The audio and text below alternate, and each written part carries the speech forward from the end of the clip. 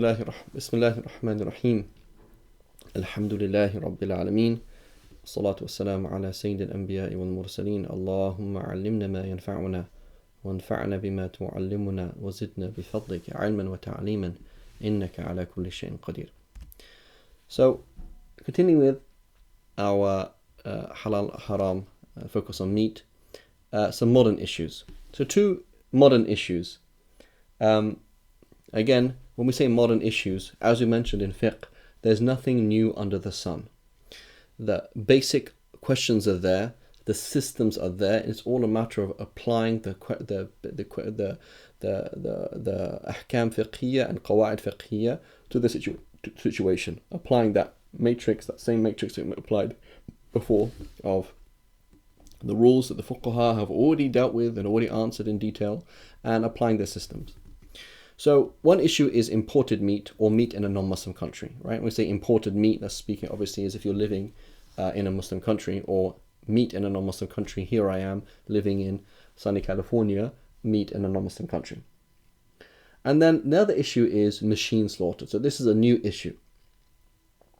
So traditionally, meat, we didn't have freezers and we couldn't transport meat around the world, so that's not really an issue. So meat was always local. It's not something you can move around, right? And so the issue of the origin, where's this thing from, and all these things, these are somewhat of a new issue, but again, it's the same discussion. So we can divide imported meat, right? And this also applies to being in a non-Muslim country or Muslim country. Most of what we eat, most of what we buy, is made all over the place. It's printed. The book is printed in China. The material is from Brazil. This is from that thing. It's very common that we're going to have things, right, in our life that's from all over the place, right? I remember eating some nuts once, and it said like the list of the different places that these nuts were from. It's like all over the globe, a thing of mixed nuts, and it has like 4 or 5 lines of country names of mixed origin. It doesn't say just mixed origin, it's just from all over the place. You're eating, I don't know, whatever it is. It's very common. There's going to be throughout the origin, the things that you're eating are from all over the world. So we can break it down into 3 categories. The meat that you're eating is from an unknown source, or it's from a Muslim country, i.e. a country that's majority Muslim, or a country that is majority Jewish or Christian. So with an unknown source, it's obvious. If we've listened to the first 2 recordings, it's obvious. We say, well, we don't know, so therefore it's haram. I don't know who slaughters this. If you look at the world, is the world majority Jewish, Muslim, and Christian? No, it's not, right? And so I don't know where this is. I'm not sure what's going on. The default state we said was it's haram, so that's the default. We said we could depart for something that is a zahir, that's like most apparent. Is it most apparent? No, it's not. So the default is it's not, right? And so we have to understand that this often applies, because particularly in poorer countries, you're in a country that has the less standards for food. This country is going to be importing the cheapest meat possible. As long as it's healthy, edible, they're going to import it. So you're importing from this place, like, where is this from, right? And so if we don't know where it's from, or we don't know where where is this area, what's going on, right? Then the default is haram. And it's very important to understand as well that we're importing from countries, right? So let's say China. Right, China is a huge country. There's all sorts of people there. South Africa, this meat is from South Africa. That's a huge country. Brazil, that's a huge country. I'm sure there are areas in Brazil where it's 99.9999% Christian. And there's areas where they're not at all, right? The United States, there's certain areas where wherever you go, bump into anybody, of course I'm a Christian everywhere. Go to certain other places and they're not. Right? The default is people are not going to be Christian. They would be offended if you assumed they were Christian, right? Or Utah, for example. That's a whole state of America where they're Mormons, right? So I don't know what percent, 90% Mormons or 80% Mormons, I don't know. But the default is these, and so Mormons are not Ahl Kitab. You can't eat their meat, you can't marry their women. This is not, so when we say a known source, meaning this is from a place and they are like this, and this is what they do. And then we have a Muslim country, right? Alhamdulillah Rabbil Alameen. As far as I know, when you import from a Muslim country, and that meat is actually from that Muslim country, right? The meat is actually from that Muslim. So you're importing from something slaughtered in Turkey. As far as I know, right? In Turkey, they slaughter in Islamic way. That's the default. Do I know that the person slaughtered was a Muslim? No. Do I know that they said Bismillah? No. Do I know this? But that's the default. That's the default picture, right? And so, for example, I used to live in Jordan. Right? I used to live in Jordan, Muslim country. I would eat meat from 3 sources. Maslakh Amman, the abattoir in Amman, which is the capital of Jordan. So here is, what's the default of meat slaughtered in Amman? Is that it's slaughtered Islamically. Is it conceivable that there's an atheist working there? Some person whose name is Khalid Ahmed, right? He's brought up as a Muslim. He's actually an atheist and he just found a job in the abattoir, slaughtering animals. Yeah, it's possible. But that's not what's normal. And so the default is, here is meat coming from Jordan itself. It's going to be halal. Okay, but what about meat coming through Jordan? So here's this company in Jordan that makes some kind of processed meat. And they import from 3 different countries. And so it says Jordan on it, but I know this is imported. They didn't actually slaughter that thing here. So then again, it's category number A.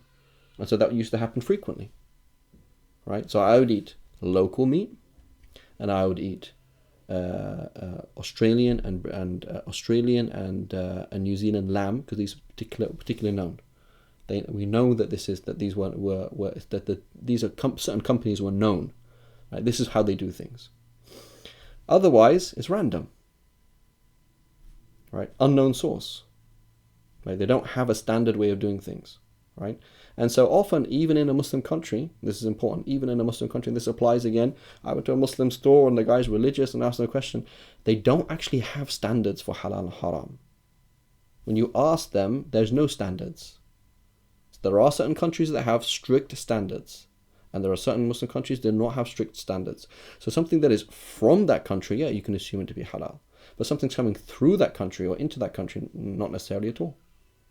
Right? So I remember being in Jordan, buying fish, and it says slaughtered according to Islamic standards. Fish from Brazil. So what does that mean? It means that it's a joke, right? The system, there's no system. Okay? Or going to a hamburger shop. And then I had the hamburgers, very tasty hamburger, and I called them up and say, oh, by the way, where's your meat from? They say, oh, it's from America. Subhanallah. Right? I didn't expect that. I'm in a Muslim country. I went to a Muslim, here's a Muslim serving a Muslim. I expected the meat is local, but it's not. And so we have to understand that there's a default picture. This is what's normal, and there's something that are rare, etc. But oftentimes, because of this new modern world that is so connected, right? It's so connected. The default picture that we might see does not apply, right? And we have to be a bit more strict. Why? Because it's no longer zahir. It's no longer apparent, right? It's not fair to say that. So, for example, if I said, I am going to go and buy meat where I used to live in Amman in Jordan, and I say, can I just go and buy meat from any shop? And the zahir is that it's halal? No, that wasn't the zahir. That wasn't what's apparent and obvious. Because I know the system. And it's not like that. I know people who worked in the system. They said, yeah, this meat, here's this chicken from France. Here's this chicken from Brazil. Here's this thing from here, from there. Right? The whole of France is Muslim.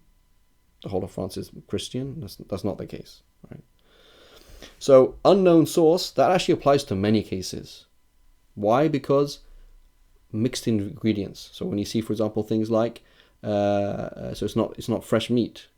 If it is processed meat, right? So imagine you're a huge multi-million-dollar company that makes processed salami. Do you think you're always gonna get the same meat? No. You're going to look for the cheapest meat for this thing. And so you're going to continually changing your sources. You'll be changing your sources, right? And so there is a default picture, Muslim meat that comes from a Muslim country, that originates in a Muslim country, right? And the default is, alhamdulillah, people are still, religious enough to slaughter Islamically, right? But what if it comes through a Muslim country? That doesn't make it halal, right? Because it's very, or at least if you know the system. I'm not trying to give a blanket statement, but I'm saying, for example, where I used to live and the picture that I saw, it wasn't like that. And then we have a majority Jewish or Christian country. So when we say Jewish and Christian country, we should always already be thinking, hang on a minute, we already know that that's questionable. Because are these Jews or Christians? Right? We already know the fatwa of Sayyidina Umar and Sayyidina Ali saying, don't eat from the meat of this tribe and that tribe, because these people are not originally Jews and Christians. Right? And Allahu A'lam, is that correct fatwa or not correct fatwa? That's certainly position of the Shafi'is. But here Sayyidina Ali and Sayyidina Umar, these are not, not nobodies. But let's look practically. Okay, I am in a Muslim country, okay, and we are importing from Brazil. Or I am in a non-Muslim country and I'm eating meat in Brazil, or meat in England, or in France, or in Germany, or in America, or whatever it is. Two questions to ask. Do they normally slaughter in a proper way? So I say, yeah, don't become pedantic. Right? I'm not asking about pedantic. In this particular scenario, did it happen? Because that's impossible. Right? But we said, remember, the default is it is haram. The default is meat is haram. And I'm going to depart. I'm going to leave that default for two reasons. Either I'm certain here is a rabbi who's of the lineage of Sayyidina Harun. He goes back to Aaron, and that's from father to father to father, and he's and he's slaughtering exactly in front of me. That's fine. But here is another scenario, which is, we said we're departing from the default, which is haram, if it is what I know, or if it's likely this is the normal thing. So here's the question: do they normally slaughter in a proper way? Meaning, do they normally cut the throat? Is that what they normally do in that majority Christian Jewish country? Like, if you just went to any random abattoir, any random slaughterhouse in Brazil, or in America, or in England, is that the normal way that they slaughter? Such that you can say it's the zahir, and we can say, yeah, that's the default. No, that is not the case, right? That's not the case. It's simply possible, right? The second question, right? Jews, inshallah, again, there's atheist Jews, but Christians, right? The idea that England, for example, is a Christian country, or France is a Christian country, or Brazil is a Christian country, or I don't know, any country that America is a Christian country, is that really the case? Are they actually Christians? Right? And so remember the quote from Al-Baji, right? So again, he's living in Muslim Spain, right? He's in Spain. He's living with Jews and Christians in Spain. He says, if one knows that certain Christians eat unslaughtered meat, as is the case in America, one may not eat the meat that they slaughter unless one sees how such a Christian slaughters. Okay, here's your neighbor. How does he normally slaughter? He doesn't slaughter in a halal way. Okay, Jeff, come. You're gonna come and eat and come and help me kill this cow. Is that great? He's got experience doing it.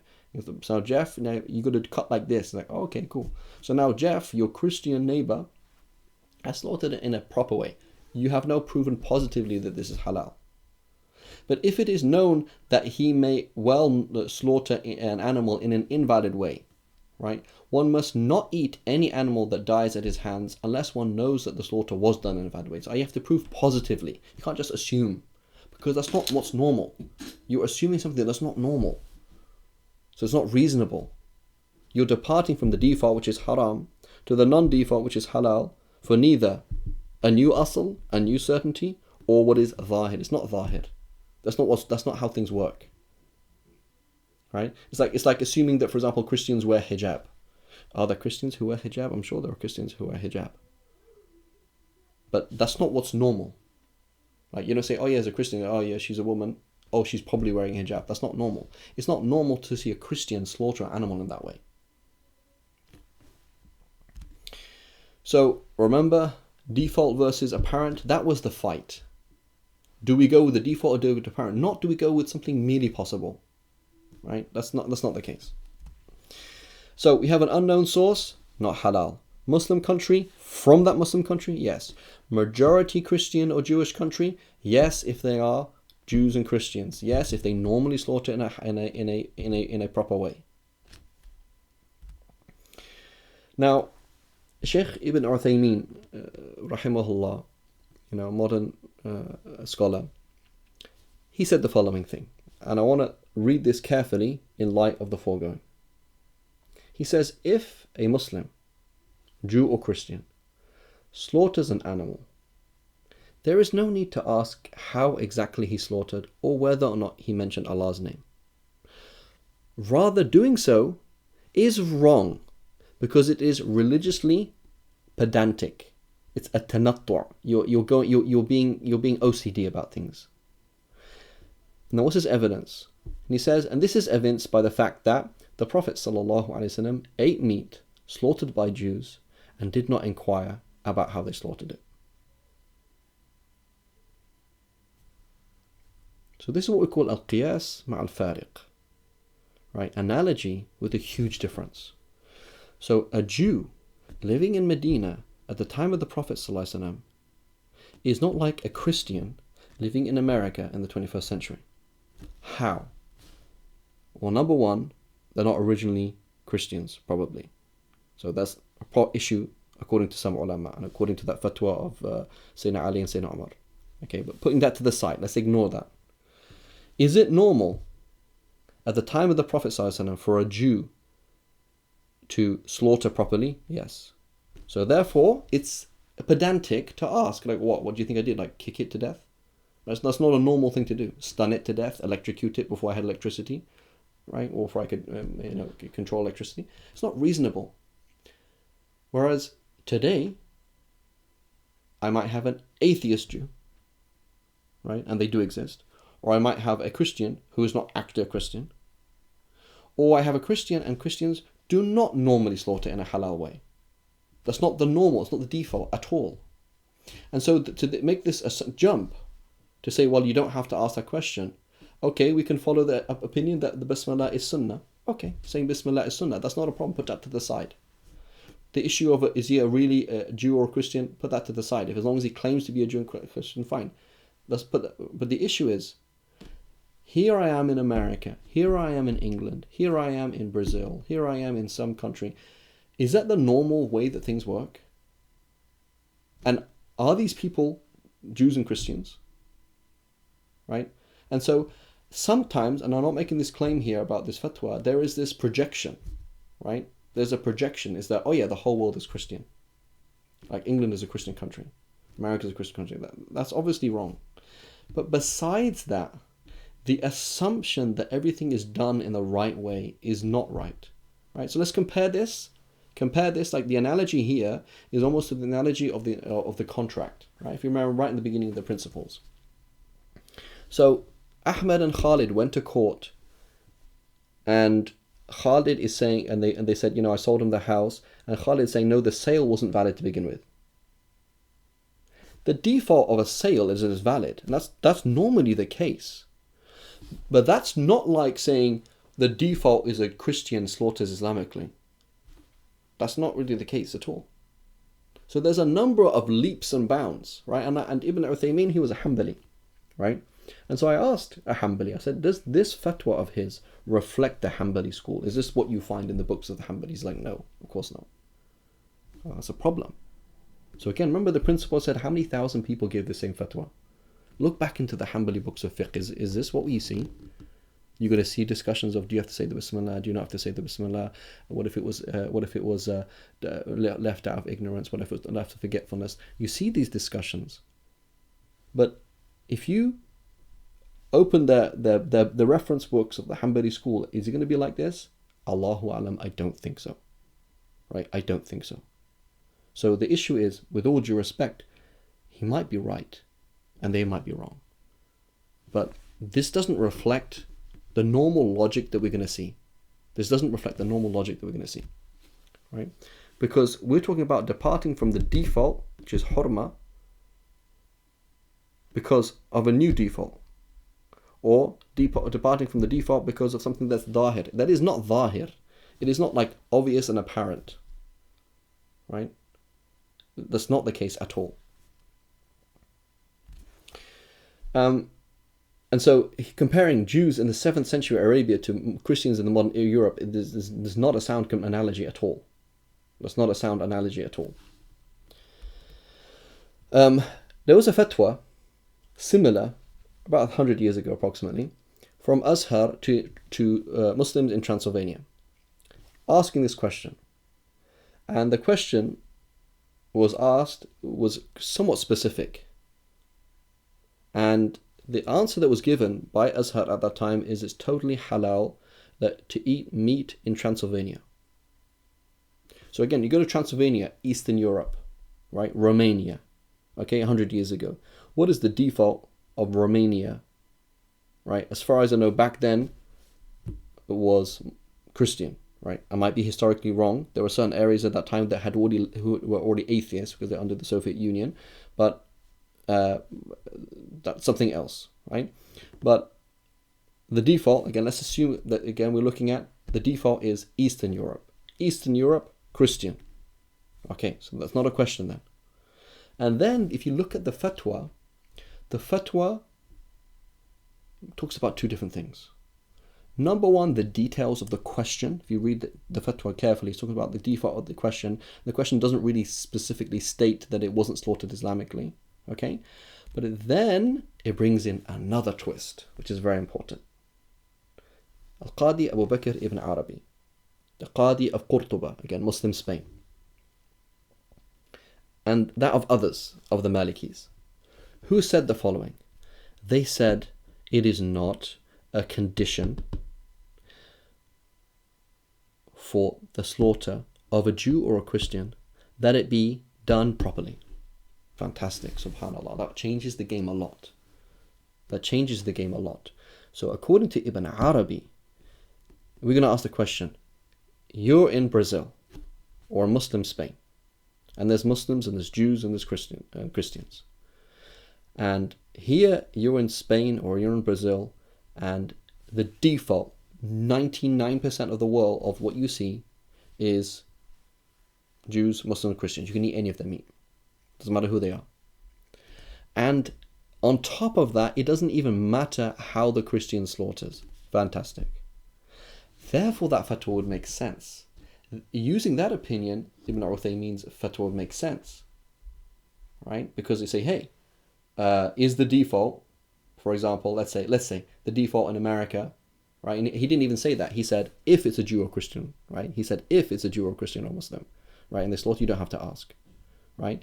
If we follow this fatwa of Ibn Arabi and other Malikis, they said it doesn't matter. As long as it's a Jew or Christian, it doesn't matter how they kill it.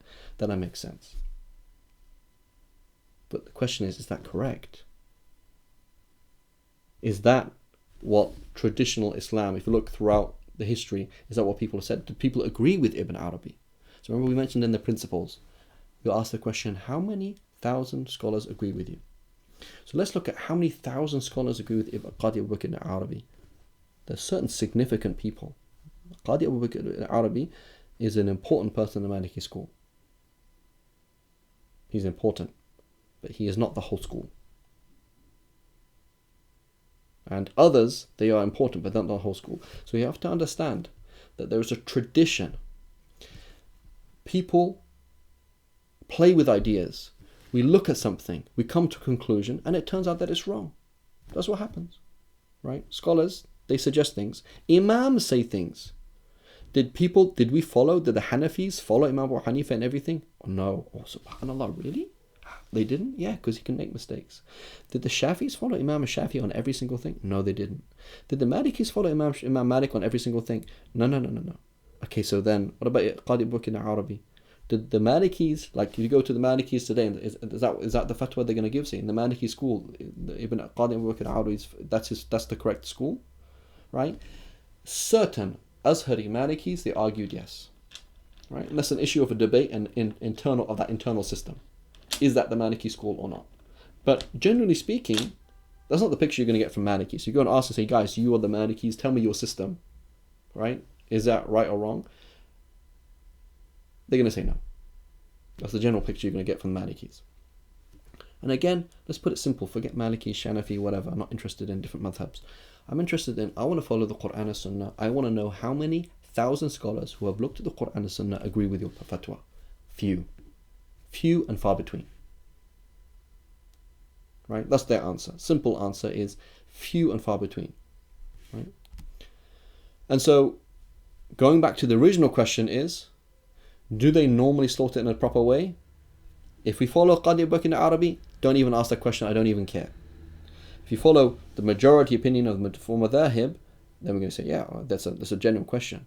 And so now to assume and to make the assumption that, oh yeah, well, I don't have to ask that question, that's not really reasonable. And that's not what Al-Baji said. So would you like to follow Al-Baji? Or would you like to follow Ibn Uthaymeen?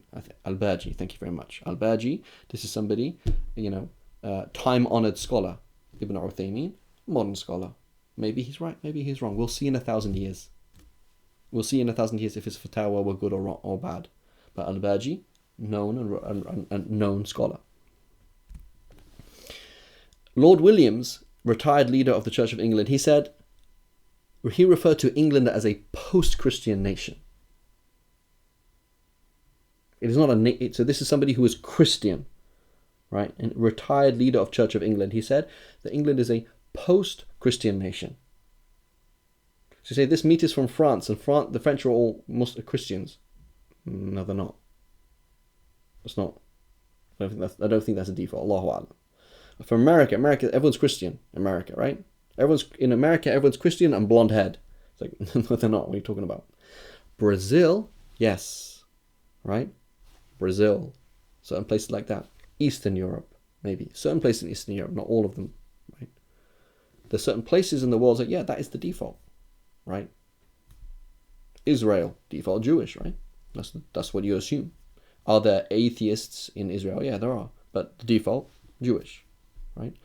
And so to say England is a Christian country, like meaning that you're in a normal English setting. You're at a pub in England, right? And you're at a table and there's 5 people there. May Allah protect us from being in a pub. But you ask the 5 people, say, oh, are you Christian? Are you Christian? You're Christian, right? I don't know. I mean, is that normal to be like, oh yeah, everyone's Christian? I don't think so. You might find people going to a church to get married, but I don't think they like identify themselves, yeah, I'm a Christian, right? You might find some Jedis, people who identify their religion is Jediism, right? But I don't know if England is a Christian country. As the retired leader of the Church of England said, Lord Williams said, it's a post-Christian nation. So to assume, where I'm in England and meat in England is like that's not the waqi', that's not the zahir, right? So again, I'm in England, meat on the shelf in England, is that the zahir is what? What's the most apparent thing?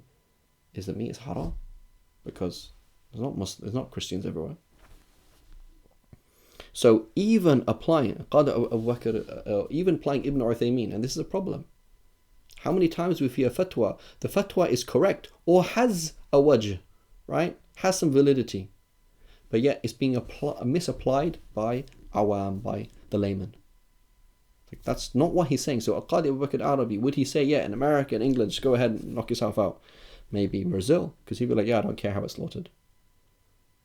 But then you're applying one fatwa in a wrong context, that the default in England, America is Christian. And the default in England is everyone Christian. Default in France, and default in Europe. Europe is not one place. Right? And so we're saying, when does it become pedantic? Is when you're going against what is, this is the normal picture. But this is not the normal picture, Habibi. This is not the normal picture. And so it doesn't make sense. Even following Ibn Uthaymeen, assuming that the Basmala isn't needed, and assuming that Christians can slaughter however they want, is it normal that in America, for example, everything is all cool? No, that's not. So, imported from a default Christian Jewish state is a question. Right? Yes, if the default is that people are actually Jews and Christians, and yes, if the default is that they slaughter correctly. If that is not the default, then it's not that's not a valid jump to just assume that's the case. That's not valid at all. Imported from unknown source, we already mentioned that. We said that it was not halal. And imported from a Muslim country that's made in a Muslim country, the default is going to be halal. Right? So again, always remember the asl, what is the default, and the zahir, what is apparent. That's the fight is between these two, not a tawahhum, not what is merely possible. So that's machine slaughtered, so we said imported meat, and then we have machine slaughtered meat, another modern issue. So this is problematic from another number of point of views. I don't have an answer. I'm not giving a fatwa, and I'm not somebody who would give a fatwa. My job is just naql. My job is just giving naql al-turath, conveying the heritage, the Islamic, this legacy of Islamic scholarship to the listener. I'm not going to give here my fatwa or someone else's fatwa. It's not my opinion, right? And so this is a modern issue. Machine slaughtered meat. What are the main issues? Number one, who is slaughtering? So it's not even an issue of is it Muslim, Jew, or Christian, or Muslim country, non-Muslim country. The question is, who is killing this, or rather, what is killing this? Right? So go to the hadith. It says, what if I send my dog, right? Now, notice you see this dog, this is my dog. I trained the dog, I sent the dog.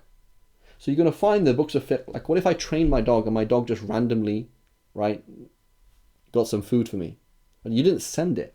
So am I considered, like, is it my agent or not?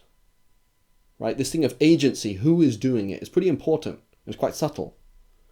And then I find another dog with it, and I don't know which one killed it.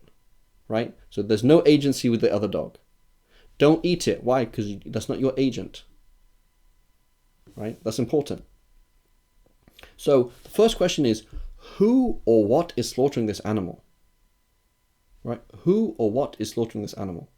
This is a problem. And it's not a small problem. Right? And it's connected to murder. You don't have discussions in murder. So again, I mentioned before, there's nothing new under the sun. There's not a new discussion. So here's a question. A person tied people up and put them in this thing, and he pressed the button. Is he considered a murderer, or is he not considered a murderer? Or what? How does it work exactly? Right? Because how direct of an agency is that? Right? Are you considered mubashir? Are you considered doing or not? There's a problem. Right? This is a huge problem. So again, even if you have the Prophet ﷺ himself pressing the button, is he killing the animal, or is the machine killing the animal? Like, how does it work exactly? And there's different types of machines as well. So this is an issue of debate, right? It's an issue of not an issue of debate, but an issue of research. It needs to be researched, right? And so what's the default then? The default is haram, right? And until we get a proper picture on it and the different types and these kind of things is a problem, right? And the other thing then is the basmala, okay? So do we need to say basmala? Okay, follow the Shafis. We don't have to say basmala. Okay, not such a big issue. But maybe majority of scholars don't want to follow the Shafis. They say, no, I want to have the basmala, right? And you're going to find, for example, the Hanbalis specifically mentioning just with the dog, you did ta'yin. You said, I sent my dog to kill this animal, right? And so now they'll mention that you have to say the basmala on that one. So now in 1 minute, 250 chickens were killed. You looked at each. So that's how many per second? Well, that's like approximately what? 4 per second, right? So you said Bismillah 4 times a second, and you said Bismillah for that chicken at that time, right? So again, we can find a makhraj, we can find a way out of it. Shafis, great. There was that hadith in Sahih Bukhari. You say Bismillah, okay, inshallah we'll find a way. But we still have this problem, right? And so then the other question is, does the proper slaughter normally happen? So again, we need to find out is that the picture, right? Is that the picture that yes, this animal is going on? And there's problems. There's problems with stunning, right? There's problems with stunning. And there are organizations in America that have looked into these things and have questioned these things. I said, yeah, there's a problem, right? Did the animal die or not? Or how close was it to death, or what's going on, right? And so it's a problematic issue. It needs to be researched more. it will take about 100 years, inshallah ta'ala, to be concluded. And that's the case of fiqh. There were key issues among the Sahaba, they were confused and they didn't know the answer and they were careful about it, and then 100 years later it got solved. This is it, khalas, the Ummah has agreed on this, right? But right now it's at a stage where it's not you don't have a clear answer on it. On who and what type of machine, how does it work, what are the processes, A, and then B, when I press the button, am I killing that or is it killing it? That's a fundamental question, right? That there's no way out for anybody. Because even if a Muslim did it and he pressed the button and he's not considered the agent in the slaughter, then he's not doing it, right? And so there's ways we can get out certain things with certain fatwa here and there, but there's other issues that's like, well, you're not even doing it, it's not even happening, right? And so it's problematic. That's all I can say. I'm not saying it's halal and I'm not saying it's haram. I'm saying it's majal bahth, right? It needs to be researched, and it is being researched, and in about 100 years, inshallah ta'ala, there'll be a clear answer on it. But again, we're dealing with the default, which is what? Haram. The default is you cannot eat something until you know it's halal. وصلى الله على سيدنا محمد وعلى آله وصحبه وسلم.